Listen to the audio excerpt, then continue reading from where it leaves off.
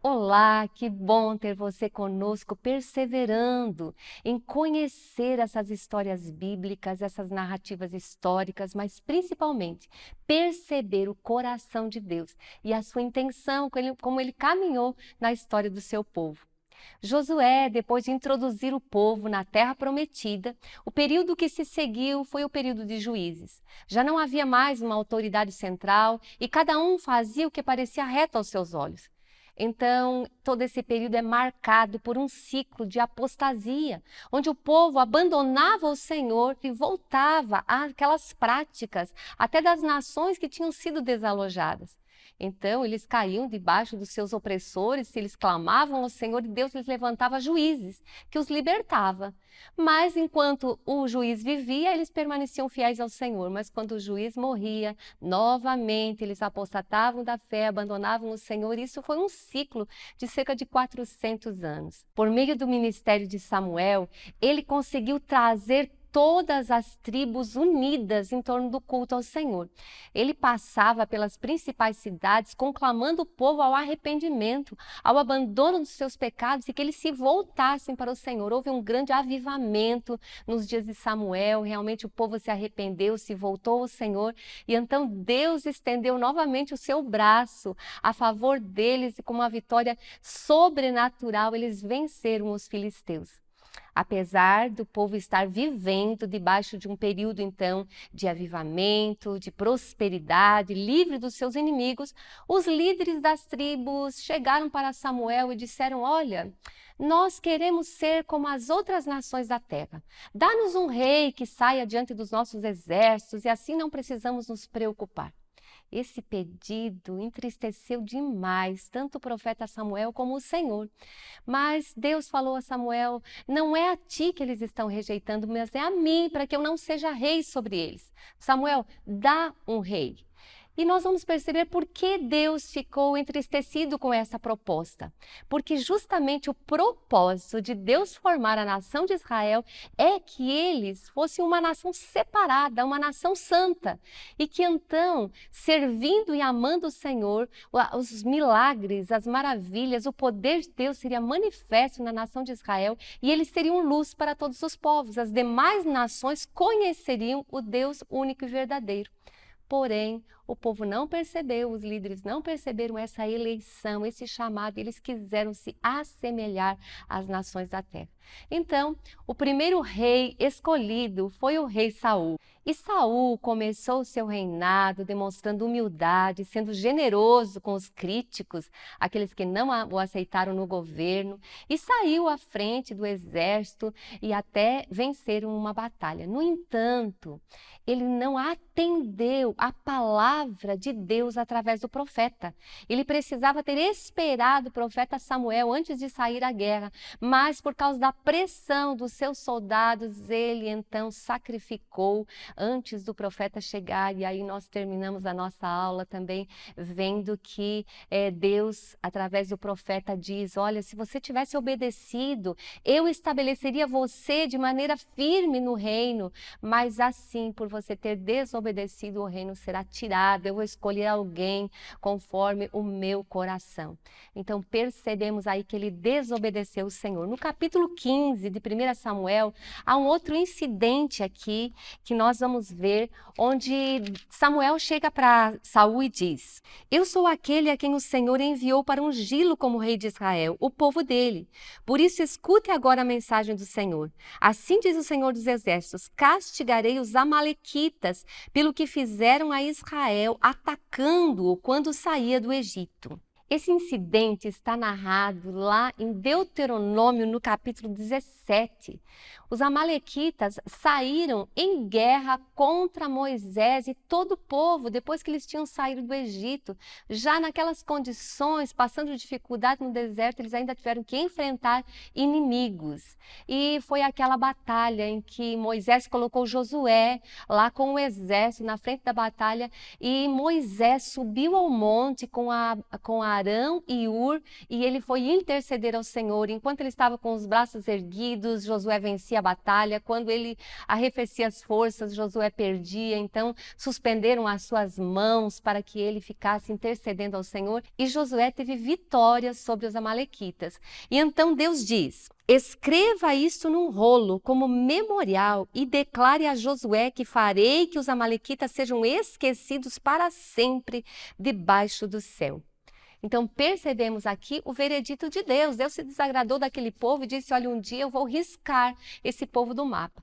Agora chegamos aqui de volta, quando Samuel chega para Saul e diz: olha, você vai exercer esse juízo. 1 Samuel 15:3. Agora vão, ataquem os amalequitas e consagrem ao Senhor para destruição tudo o que lhe pertence. Eles saíram à guerra então, mas no versículo 9 nós lemos: mas Saul e o exército pouparam Agag, e o melhor das ovelhas e dos bois, os bezerros gordos e os cordeiros, pouparam tudo o que era bom, mas tudo o que era desprezível e inútil destruíram por completo. Então o Senhor falou a Samuel: arrependo-me de ter posto Saul como rei, pois ele me abandonou e não seguiu as minhas instruções. Então de madrugada Samuel foi ao encontro de Saul, mas não o encontrou, porque disseram: Saul foi para o Carmelo, onde ergueu um monumento em sua própria honra, e depois foi para Gilgal. Nós vamos perceber aqui as fraquezas de Saul aparecendo.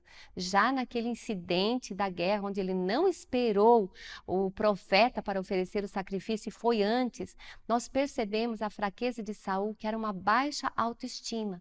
E por trás da baixa autoestima sempre existe o orgulho, porque ele está focado nele mesmo. Então, aquilo que as pessoas ao redor pensam a respeito dele determinam as atitudes que ele vai tomar. E ele era extremamente preocupado com a opinião dos outros.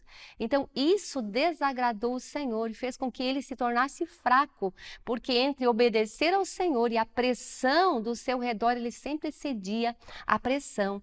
Então, Samuel chega a ele e Saul diz assim: olha, nós fizemos tudo o que o Senhor disse.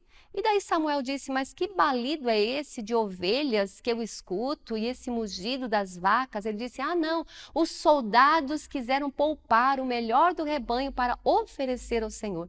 Então Samuel disse: Saul, fica quieto e ouça o que o Senhor falou a teu respeito nesta noite. Então no versículo 17 diz: embora pequeno aos seus próprios olhos, você não se tornou o líder das tribos de Israel? O Senhor o ungiu como rei sobre Israel e o enviou numa missão, ordenando: vá e destrua completamente aquele povo ímpio, os amalequitas. Guerreie contra eles até que os tenha eliminado. Por que você não obedeceu ao Senhor? Por que se lançou sobre os despojos e fez o que o Senhor reprova? Quero que você perceba o coração de Deus. Sempre que ele chega exortando, dando uma palavra dura, olha o sentimento do Senhor. Por que você não obedeceu? Por que você foi rebelde às minhas instruções? Deus sempre quer abençoar.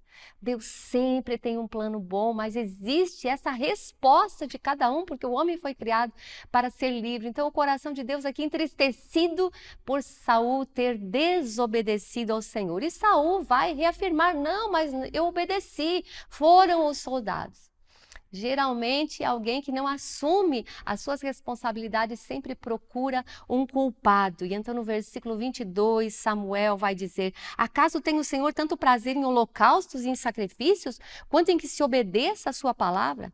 A obediência é melhor do que o sacrifício, e a submissão é melhor do que a gordura de carneiros, pois a rebeldia é como o pecado da feitiçaria, e a arrogância como o mal da idolatria. Assim como você rejeitou a palavra do Senhor, ele o rejeitou como rei. Então, novamente, uma outra oportunidade que ele havia tido de obedecer ao Senhor, novamente ele faz aquilo que ele acha que está certo, porque cedeu à pressão. No versículo 24, ele vai reconhecer, ele vai dizer: pequei, violei a ordem do Senhor, as instruções que tu me deste, tive medo dos soldados e os atendi. Fica muito claro onde foi a fraqueza de Saul. Ele temeu mais os homens do que o próprio Deus. Resolveu obedecer à pressão ao redor, ao invés de obedecer ao Senhor. Então ele pediu: Samuel, volta comigo para oferecer o sacrifício.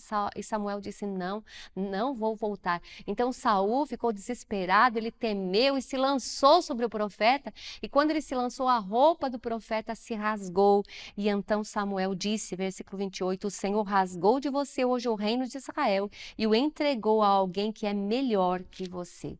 E aqui nós percebemos que Saul teve a oportunidade de se arrepender diante do Senhor, porque nós vemos repetidas vezes na Bíblia pessoas que transgrediram gravemente, mas que Deus nunca rejeita um coração contrito e humilhado.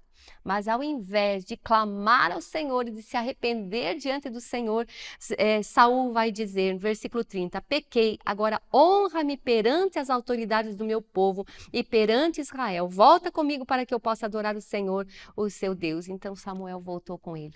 Qual a preocupação novamente dele? Honra-me diante dos líderes. Eu quero ficar bem diante das pessoas.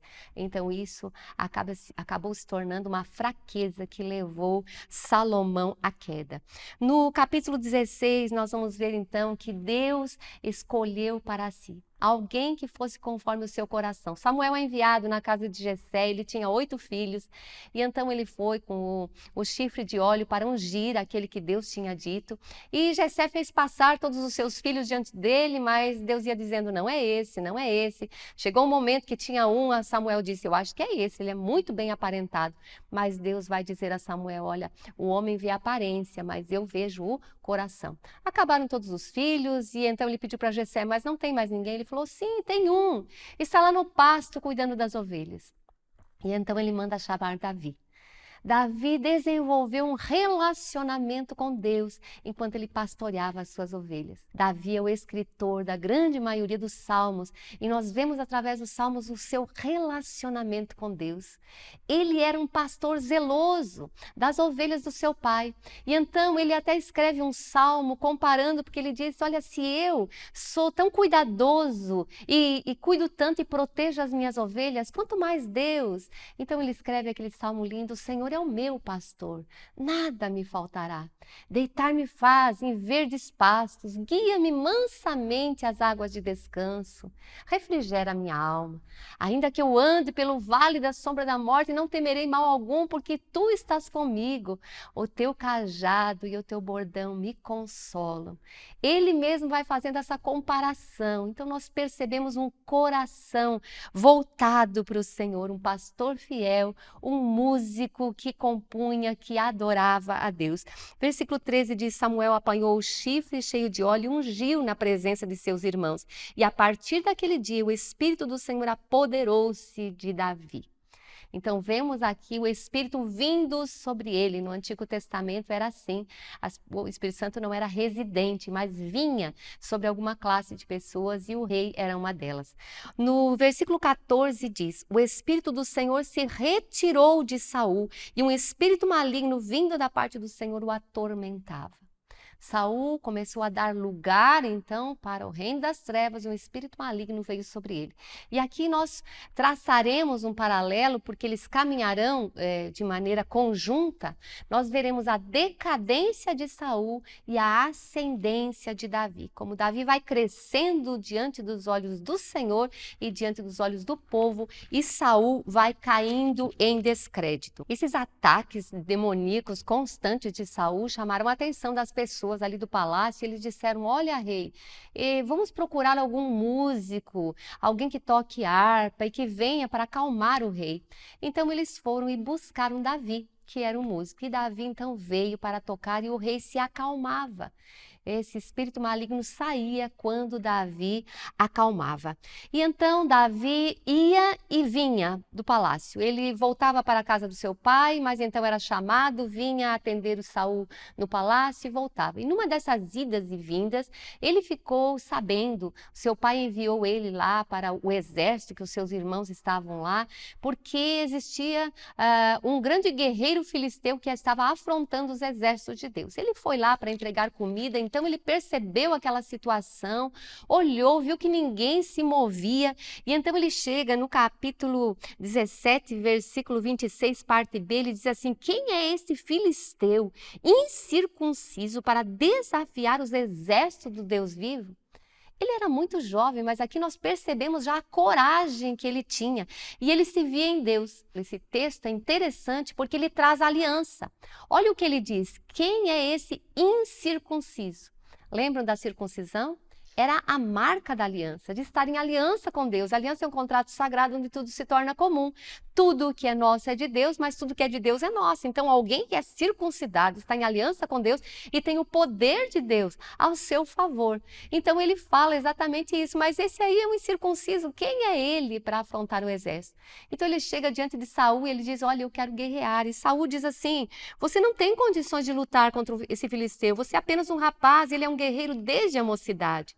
Versículo 34, Davi, entretanto, disse a Saul, teu servo toma conta das ovelhas do seu pai. Quando aparece um leão, um urso e leva uma ovelha do rebanho, eu vou atrás dele, dou-lhe golpes e livro a ovelha da sua boca. Quando se vira contra mim, eu o pego pela juba e lhe dou golpes até matá-lo. Teu servo pôde matar um leão e um urso. Esse filisteu incircunciso será como um deles, pois desafiou os exércitos do Deus vivo.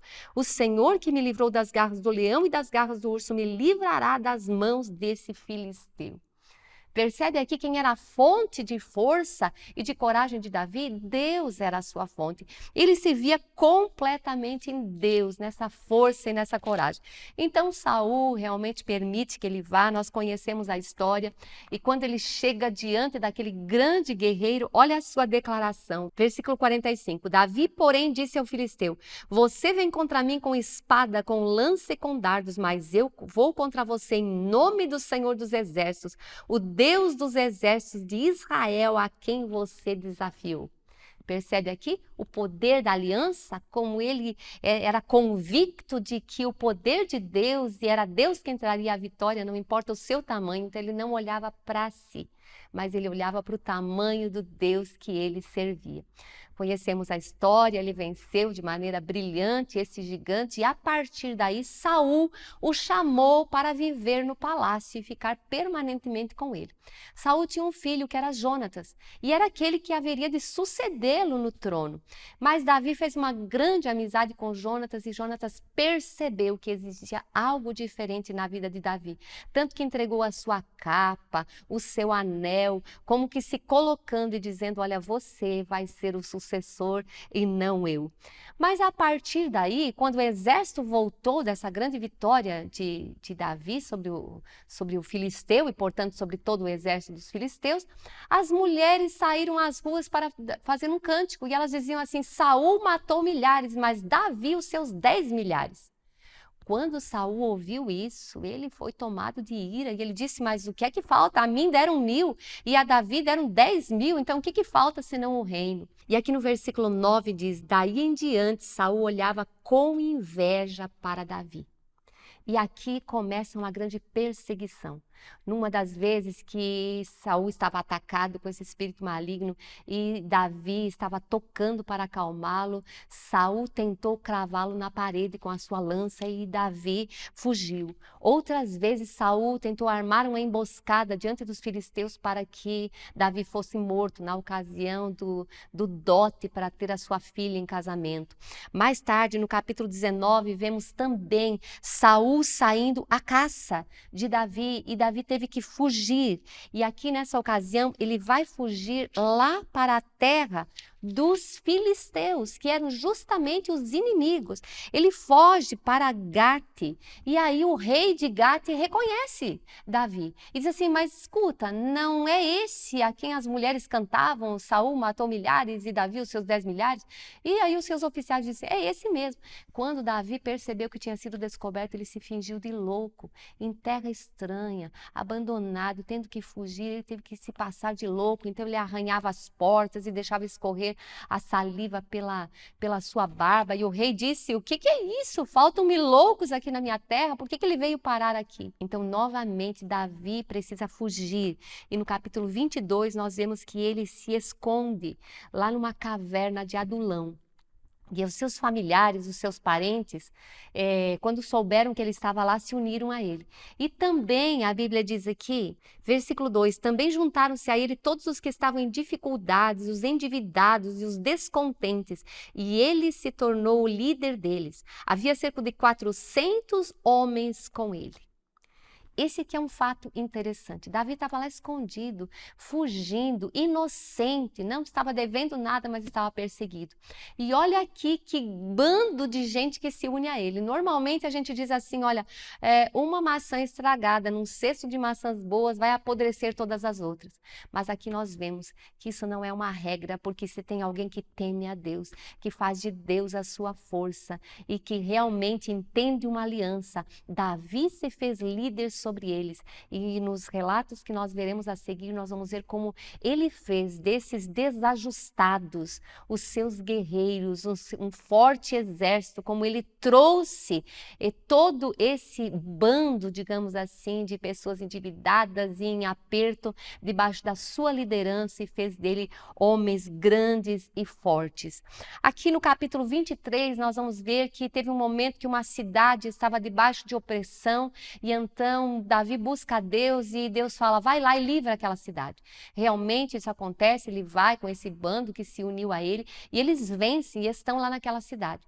Mas Saul fica sabendo que Davi está lá e diz, vamos procurar, vamos perseguir Saul. E então ele foge daquela cidade porque ele pergunta ao Senhor se os habitantes de Keila o entregariam e Deus diz, vão entregar.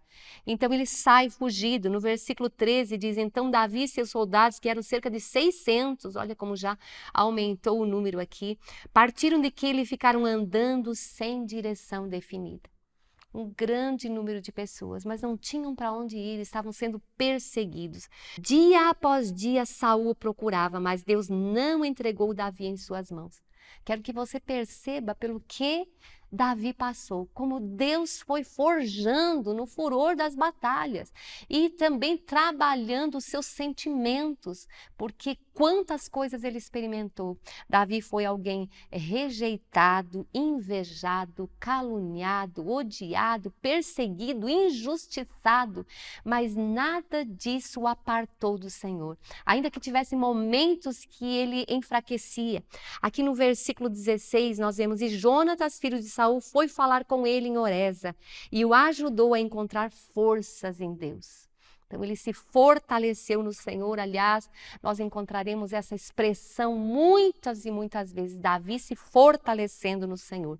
No capítulo 24, diz que Saul tomou 3.000 de seus melhores soldados de todo Israel e partiu à procura de Davi e seus homens. Davi sendo perseguido como um criminoso. Saul então sai com seus exércitos. Num determinado momento ele entra numa caverna. A Bíblia diz que ele entra lá para fazer as suas necessidades. Mas escondido dentro da caverna estava Davi com todos os seus homens. Então ele foi furtivamente por trás e cortou uma parte, um pedacinho do manto de Saul. Mas no momento em que ele cortou, apertou-lhe o coração. E ele vai falar as seguintes palavras: que o Senhor me livre de fazer tal coisa a meu senhor, de erguer a mão contra ele, pois é ungido do Senhor. Com essas palavras, Davi repreendeu os soldados e não permitiu que atacassem Saul. E esse saiu da caverna e seguiu o seu caminho. Mas então, ele, quando está numa distância segura, ele vai chamar Saul e vai dizer, Saul, de quem é essa parte do manto? E vai levar Saul a perceber que ele esteve diante dele e que ele poderia ter terminado com a sua vida, poderia tê-lo matado, porque ele o estava perseguindo. Mas então ele diz, por que o rei está me perseguindo? O que eu fiz? Eu sou como um cão morto, eu sou como uma pulga. O que o grande rei está fazendo me perseguindo? Ele sempre foi leal ao rei, então nós percebemos aqui a dor de Davi por ter aquele que deveria ser o seu mentor, aquele que deveria ser aquele que está treinando para assumir o reino, e ele nunca aspirou ao reino, ele sabia porque o profeta havia ungido, mas não era uma aspiração do seu coração e estava sendo perseguido. Então Saul aqui chora, se arrepende, lemos no versículo 16, é você, meu filho Davi, e chorou em alta voz, disse, você é mais justo do que eu. E no versículo 20, Saul diz, agora tenho certeza de que você será rei e de que o reino de Israel será firmado em suas mãos. Percebemos aqui que Saul, ele sente carinho por Davi, mas a inveja, o ódio, a rejeição que ele estava sentindo, estavam dominando. Simplesmente se deixou dominar pelos sentimentos perversos. No capítulo 26, mais uma vez, passa-se um tempo e novamente Saul se inflama e diz: vou perseguir Davi, e novamente ele sai ao encalço de Davi. E num dos momentos dessa empreitada, nós lemos: Saul estava deitado no acampamento com o exército acampado ao redor. Então Davi e um dos seus comandantes entram furtivamente no acampamento de Israel e chegam diante de Saul, que estava dormindo. Então o seu comandante diz: olha aqui, ó, Deus está entregando o seu inimigo nas tuas mãos. Mas ele repreende e diz: longe de mim fazer isso.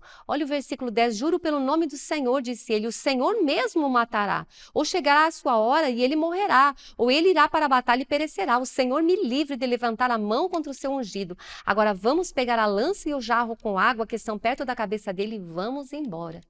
Então ele entendendo, nunca em nenhum momento ele usurpou o trono, apesar de já ser ungido pelo profeta, sabendo que esse seria o destino, ele entregou nas mãos de Deus e esperou que Deus mesmo determinasse qual seria o momento. Novamente, depois de chegar a uma determinada distância, eles chegam e gritam para Saul e até para o comandante do exército de Saul e diz: vocês não protegeram o rei, olha aqui, ó, onde está a lança, onde está o jarro com água. Novamente, aqui nós vemos Saul chorando, se arrependendo, e ele fica nesse misto, né? Quando ele ouve Davi, ele lembra da lealdade, mas então a inveja, e esse sentimento foi dominando, e ele foi endurecendo cada vez mais o seu coração. Versículo 21, então Saul disse: pequei, volte meu filho Davi. Mas Davi, nessas alturas, já tinha percebido que aquele arrependimento não se sustentava. Então, novamente, ele vai fugir para os filisteus. E ele vai dizer: olha, uma hora dessa, Saul vai me pegar. E ele novamente foge para a terra dos filisteus, mas naquele momento, aquele rei se torna amigo dele e lhe dá uma cidade para que ele habite com todos os seus, ou com o seu bando, o seu exército. Ele entrega Ziclag, então. Mas, um pouco para frente, num determinado momento, Ziclag é atacada pelos amalequitas. E eles incendeiam a cidade, tomam todos os bens, os rebanhos e levam prisioneiros todas as mulheres e crianças. E quando Davi e o seu bando está voltando de uma batalha que eles iam participar, acabaram não participando, eles chegam na cidade e veem aquela devastação. E então os seus próprios homens se voltam contra ele. Aqui no versículo 6 diz: Davi ficou profundamente angustiado, pois os homens falavam em apedrejá-lo. Todos estavam amargurados por causa de seus filhos e de suas filhas. Davi, porém, fortaleceu-se no Senhor, o seu Deus.